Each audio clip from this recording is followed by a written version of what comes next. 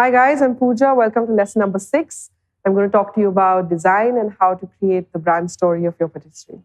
I think it's very important to identify what your brand is and what it stands for. With Lure 15, I knew that I wanted to bring a piece of Paris back to Mumbai, back to India.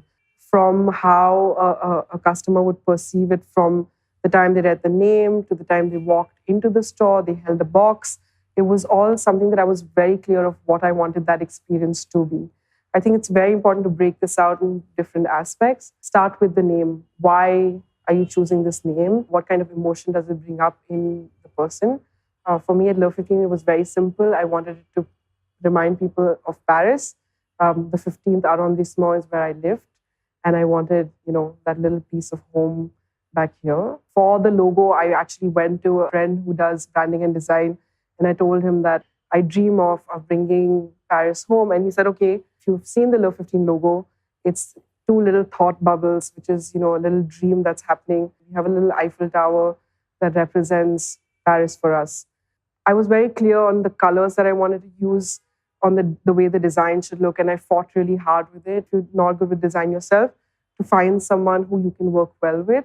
It's very important to understand what your story is, for you to understand what your brand will be like and what your logo and your design will end up looking like. So now that you know what your logo and your brand story is, I think it's important to see how this translates to everything else that the customer experiences. So whether it's walking into the store, for me, it was very clear that I wanted them to feel like they were in Paris. So, we stuck to the motifs that you find in French patisseries. We stuck to the colors that you'd see there. The logo itself feels like you're in Paris. So your staff uniform will also depend on what your brand story is, what your brand colors are.